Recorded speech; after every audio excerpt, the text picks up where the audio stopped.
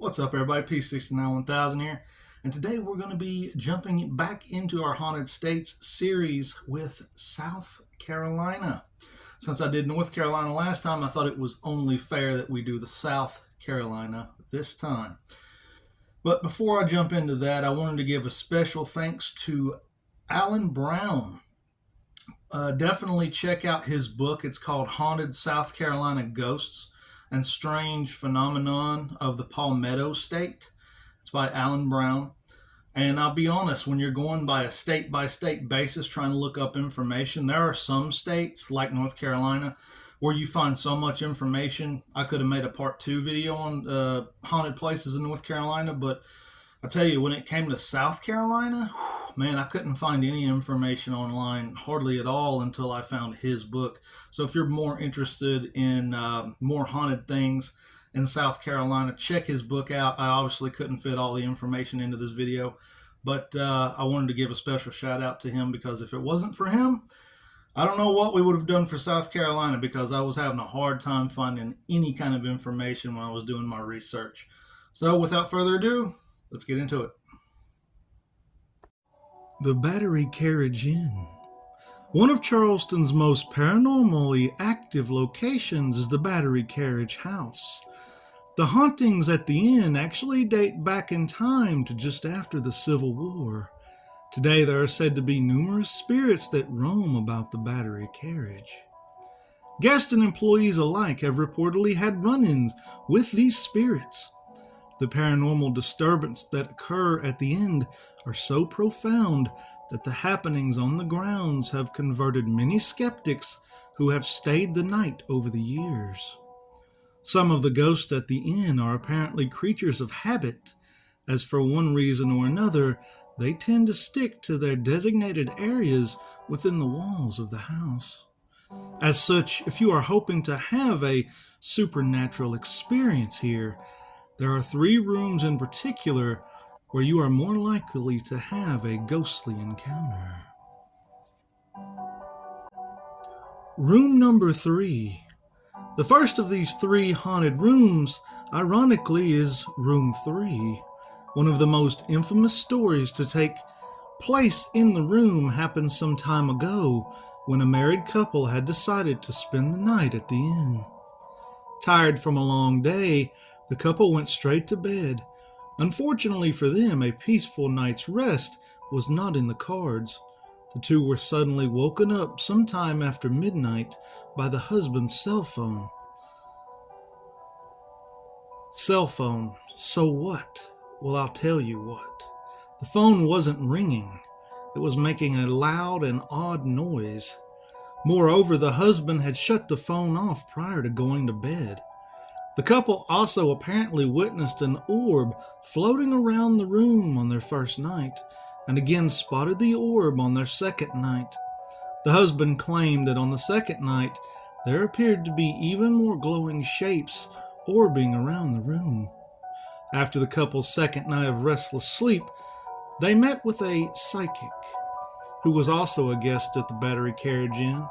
The couple asked her to check out the room, and upon her entry, she did indeed feel the presence of multiple spirits. At the couple's request, the psychic asked the spirits to leave the room. The following morning, the couple met up with the psychic and informed her that the spirits must have actually left the room, as for the first time in 3 nights, they were able to sleep soundly. Room number 8. The honor of the most ominous room in the Battery Carriage Inn goes to room number 8. The ghost that haunts this room is one you certainly do not want to encounter. Those who have recounted their night in the room as one that continuously comes alive in their nightmares.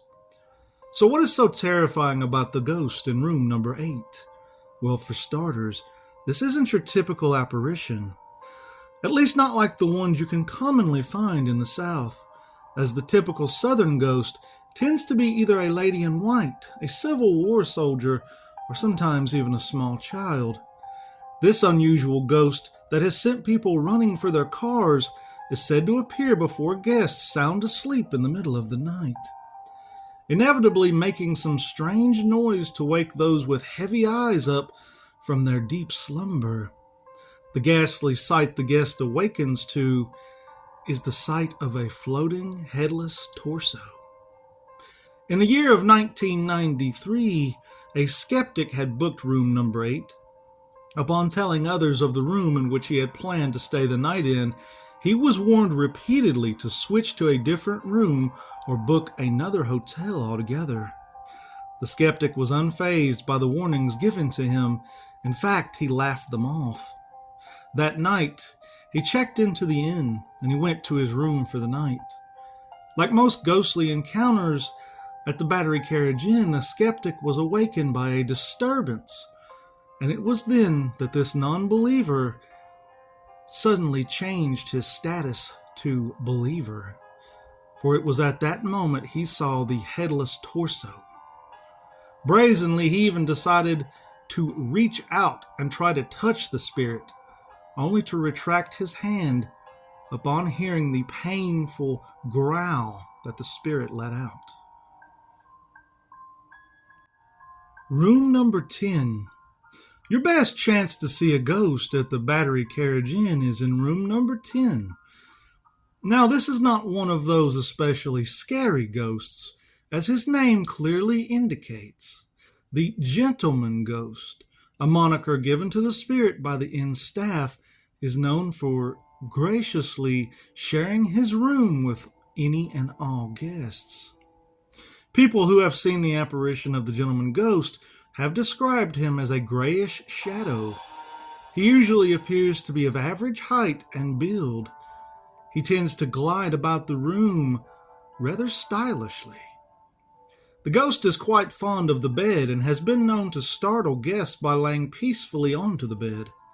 Despite his peaceful demeanor, you can't blame someone for being surprised upon discovering a ghost asleep in their bed, like some spooky Goldilocks.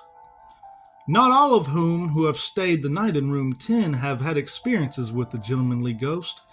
Some have instead experienced rather strange occurrences in the room, such as the feeling of a watchful eye of an unknown presence gazing over them as they unpack their suitcase. One woman was apparently so unnerved by her stay in the room, she spent the whole night reading the Bible. She eventually drifted off, awakening the following morning with her Bible still clutched in her hands. The Legend of Drunken Jack. This is a story that is often told on the shorelines of South Carolina, specifically on the island off the coast of Murrells Inlet. The legend involves a notorious pirate known for his wild and reckless behavior.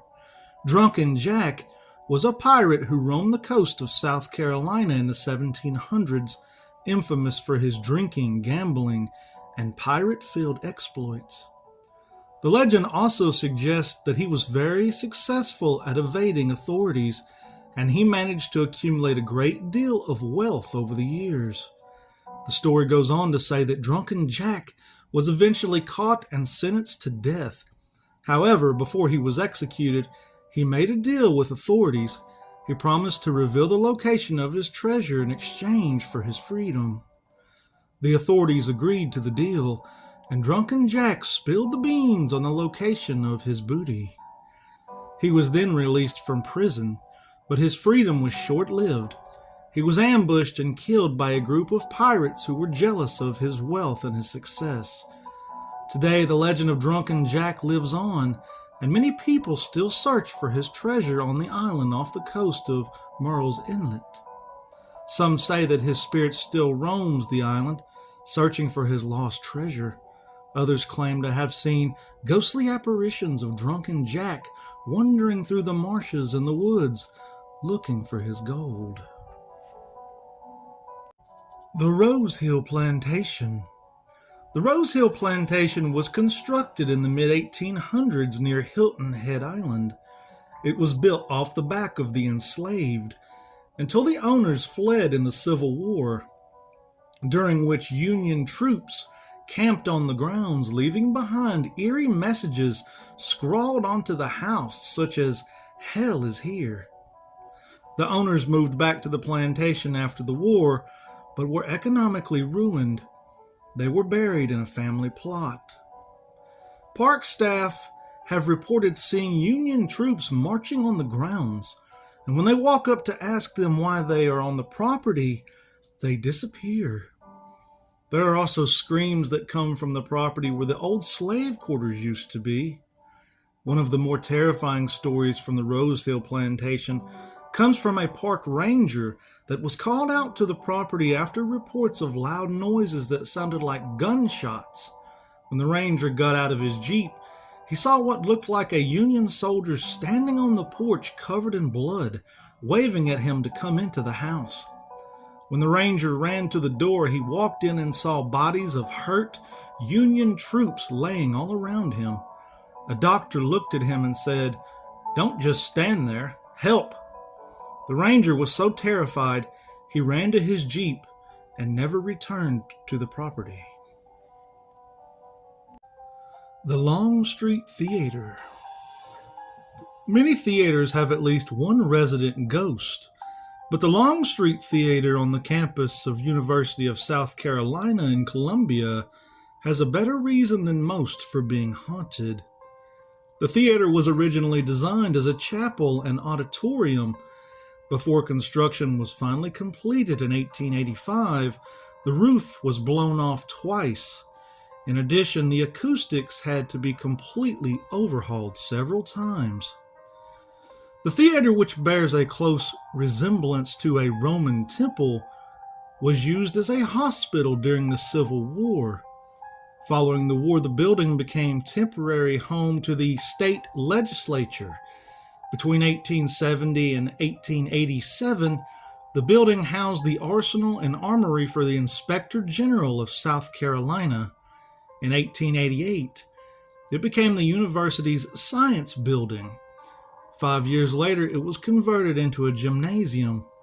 The building was transformed one last time in 1976, when its acoustics problems were finally solved, and it became the Longstreet Theater, named after a controversial journalist, writer, and educator named Augustus B. Longstreet. Ghostly activity in the form of strange noises and disembodied footsteps in deserted hallways has been reported for years in the Longstreet Theater. Theater professor Ann Dora said that, quote, "You can just feel the vibrations," unquote. However, the most seemingly haunted place in the theater is undoubtedly the three-chamber green room, which served as a hospital morgue during the Civil War. Dr. Horn Compton, former chair of the Department of Theater and Dance, said that, quote, "It gets cold and creepy down there at night," unquote. People who have been in the green room by themselves have experienced cool breezes and overwhelming sense of fear. Others have felt unseen eyes staring at them from shadowy recesses of the room. On several occasions, a person has been sitting in the hall close to the theater. Within a few seconds, the strange figure disappears. Stories of the Longstreet Theater's ghost have been told for so long at USC that many students refuse to go into the green room alone. The Third Eye Man of USC. The first sighting of the University of South Carolina's Third Eye Man occurred on November the 12th, 1949 at 10:43 p.m. Two male students were walking down the street in the vicinity of the Longstreet Theater when they saw a man wearing what appeared to be a silvery suit pry open a manhole cover at the corner of Sumter and Green Streets. As the strange figure climbed into the sewer, he pulled the manhole cover back over the hole. One of the boys, Christopher Nicholas, was a reporter for the school newspaper, The Gamecock.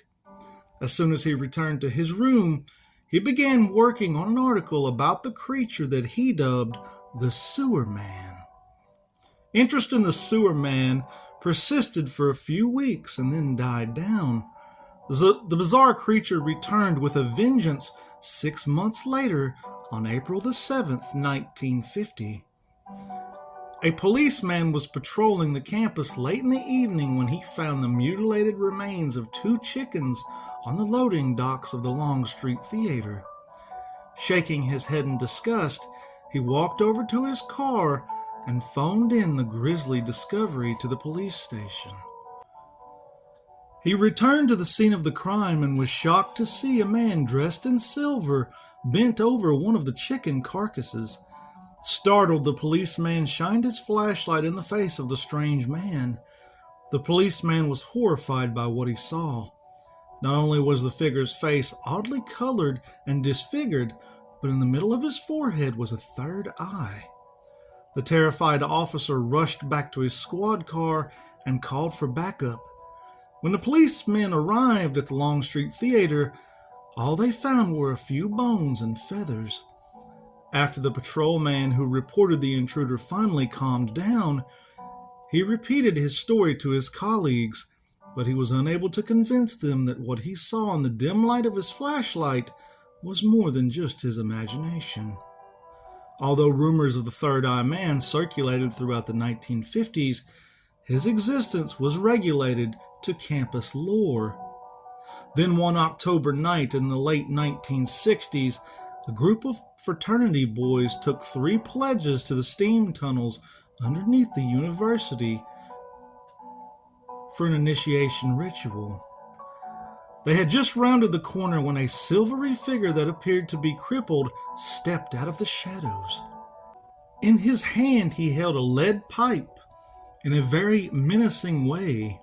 Suddenly the strange man charged at the fraternity boys, and at that moment the young men realized that the Third Eye Man was more than just a campus myth. Screaming, they spun around and ran back to the opening of the tunnel. The Third Eye Man managed to tackle one of the pledges, inflicting minor cuts on his face and hands. 2 of the older fraternity boys who had escaped unharmed contacted the police department. A thorough search was conducted of all the tunnels, but the Third Eye Man was gone.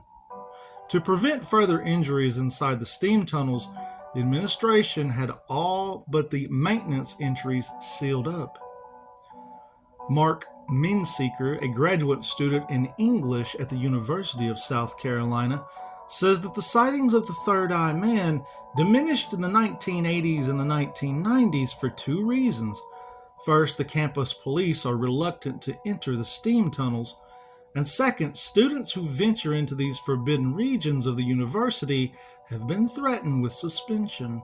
As a result, the mystery of the Third Eye Man continues to deepen with each passing year. The Meeting Street Inn. Built in the 1870s, the Meeting Street Inn was originally constructed to house several different businesses on Meeting Street. Today it is a thriving bed and breakfast.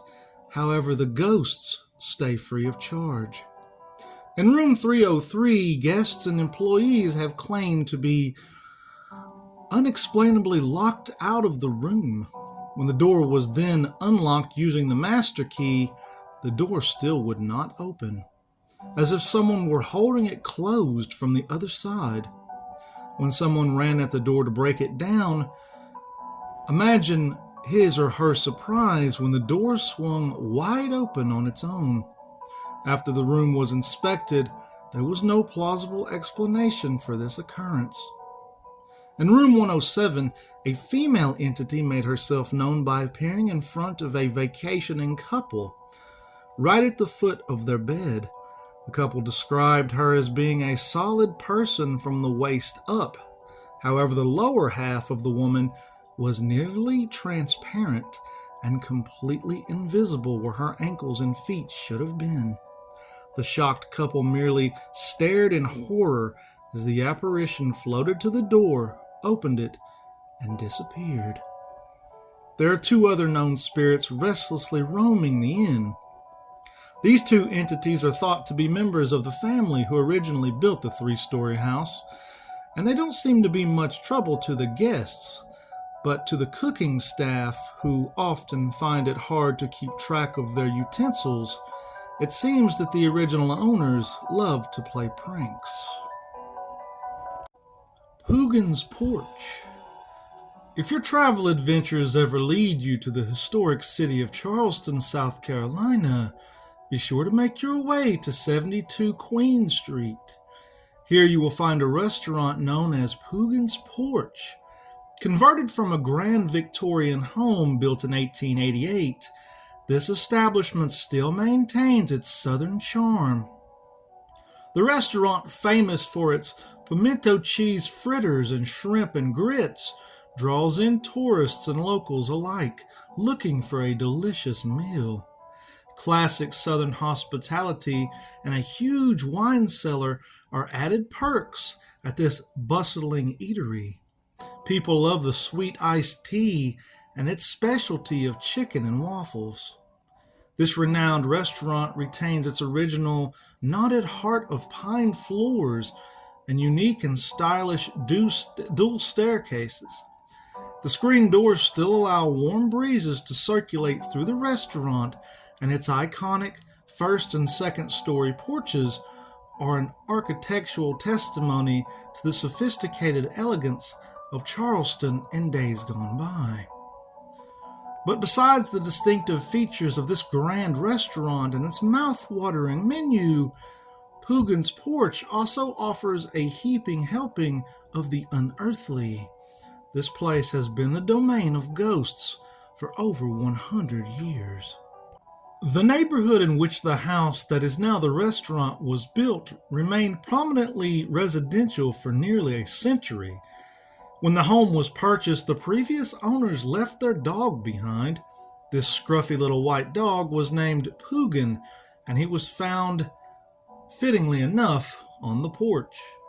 The new owners adopted Poogan and named their restaurant after the orphaned dog. Poogan was such a mainstay at the restaurant that he served as a greeter until 1979, when he passed away due to old age. However, Poogan's loyalty to this house continues even now, and the ghostly apparition of a wiry little dog has been seen and even photographed by patrons and restaurant staff. Poogan still resides in the place that was once his home and refuses to leave behind the people who loved and adopted him. In the early 1900s, long before the porch belonged to the spunky little dog Poogan, Zoe St. Amand lived in the house with her dear sister Elizabeth. Both women were school teachers, but they had entirely different temperaments. Elizabeth, the older sister, was engaged and sociable. On the other hand, Zoe was a shy woman who rarely spoke. Zoe was the quintessential school teacher and was considered an eccentric spinster who quite conveniently played the role of a schoolmarm. She was quiet and reserved, dressed in drab dark colors, and maintained a reserved demeanor. Strangely, she and her sister seemed to have no real friends in this life, and they kept to themselves in that massive Victorian home. Sadly, in 1949, Elizabeth passed away. Understandably, with her only true friend gone and with no other human contact, Zoe became increasingly withdrawn, descending into madness. Tormented by the loss of her sister, Zoe was known to wander about the neighborhood, calling out to her dead sister, searching for her in vain. She was eventually committed to a mental hospital where she lived out the rest of her miserable and sad existence. Well, her corporeal existence, that is. You see, the phantom of Zoe still haunts her old home, returning to where she had lived and still looked for her beloved sister, Elizabeth. Reports of her spirit within the home began shortly after she died, but intensified once her residence was turned into a restaurant. Staff members and guests alike have seen her ghost wandering around the house, often subtly appearing and quickly disappearing into the shadows. Some restaurant guests who have noticed Zoe had no inclination that she was actually a ghost. Other witnesses staying at the hotel across from Hoogans have claimed to have seen the elderly woman in a black dress standing in front of the top floor window peering out, seemingly in search of something. Is this the sorrowful apparition of Zoe's ghost, known to dress in black clothing, still looking for her sister after all these years? The Haunting of Fort Sumter. On April the 13th, 1861, Fort Sumter was surrendered to the Confederate Army. Before handing over the fort, Major Robert Anderson ordered his men to perform a traditional 100-gun salute. Unfortunately, on the 47th shot, a gun misfired and killed a Union soldier named Daniel Howe. It is believed that Howe's spirit never left Fort Sumter. His spirit is trapped within the walls of the old fort. He makes his presence known through phantom smoke and appearing as a full-bodied apparition.